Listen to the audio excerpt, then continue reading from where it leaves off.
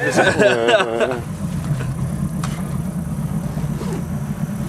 this is Lake Jackson. It's shaped like a giant half horseshoe, and you'll see alligators all over. Hardly anybody here this morning. That's the only boat ramp on the lake. You might see a few hunters walking around through the woods, but it's a giant game preserve. All we did was run all the way down the Kissimmee chain of lakes by car, all the way down to Lake Jackson. This is a part of the grander Kissimmee chain of lakes, and it's quite nice. You'll see alligators all over out here, just like you did naturally years ago before they started hunting them heavily, like they do in some of the other lakes up in Orlando and Kissimmee. So, do you hunt the gators?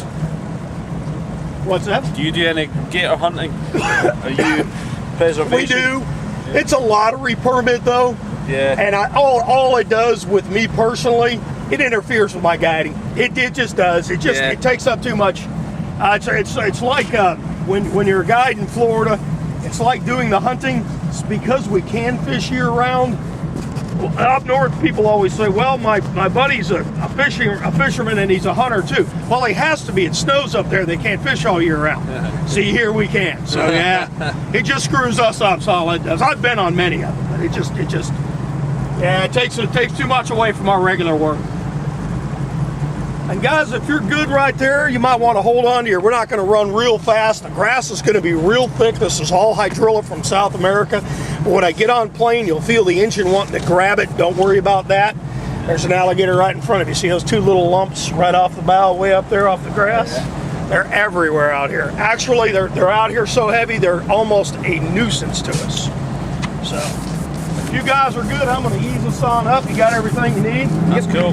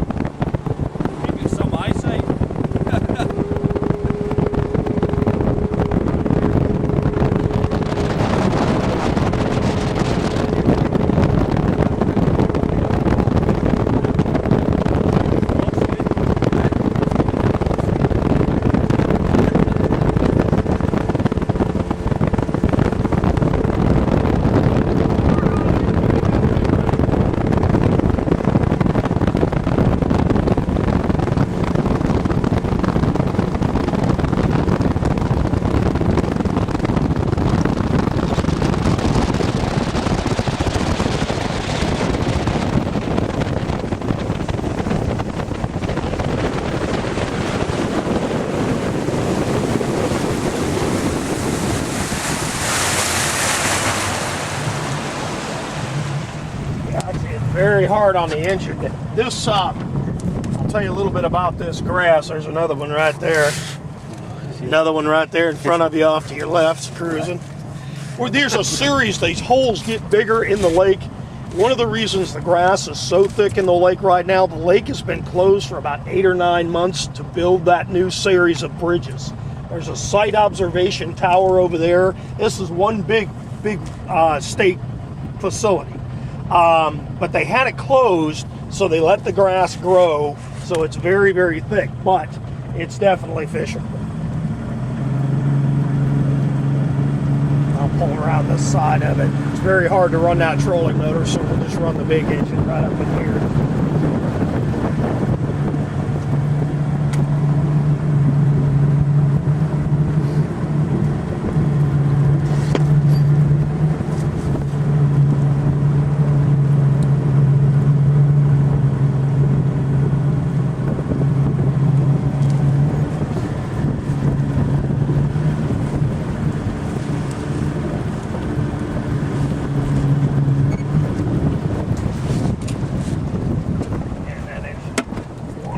out here in a few seconds, so I'll get us ready to stop. Believe it or not, this grass hydrilla was actually brought here. That stuff here? Yeah, that right there. It's all an invasive from South America. And believe it or not, it was actually brought here on purpose, not to this lake, but to the Central Florida area. After World War II, all the GIs come back and started buying homes. Believe it or not, that's a true story. They brought it here from South America. Some genius thought they could make money on it, brought it here for the damn aquarium business. And it's all over the place. Believe that? That's how I got here. Somebody tried to farm it in a small Orlando lake. Three small Orlando lakes. And that's how I got to the point where it's at today. Guys, with the live roach is one of the best baits to use for these bass. These are pot lead anchors to go right to the bottom so they won't sink too far down. They'll just lay right on top of the silt on short floating ropes. With the roach, it's a lot like pike fishing overseas and pike fishing here. Bass fishing is, of course, we do have chain pickerel here, but no pike. And what we're fishing for is the black bass. They're a little bit different than the normal common largemouth. When she takes that bait, she'll take it for a minute. Let her run a bit. Just a couple of seconds. 1, 2, 3. Reel down to your tight. Give her a good one. And don't worry, the rod breaks, so give me another one. Try to break it. Yeah, really, because you don't want to just, as you guys know, you don't want to just stick the hook in. You want to drive it all the way through. Yeah. And are you guys better with spinning or multiplier bait cast? What's best for you? Just whatever you want to go. All right. Well, these are a little bit heavier. Let's go with a bit heavier this morning, and then we'll run into the lighter. You'll see that water's a greenish blue. There's a chemical in that water to keep the shiners calm. They don't, unfortunately, the shiners here the roach needs to be very lively.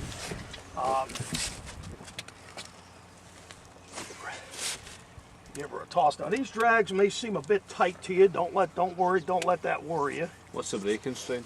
This, on these, depending on which rod you're holding, is going to be between 14 and 20 pounds. And you'll see, the only reason we're float fishing is we simply don't want the shiner going down and hiding.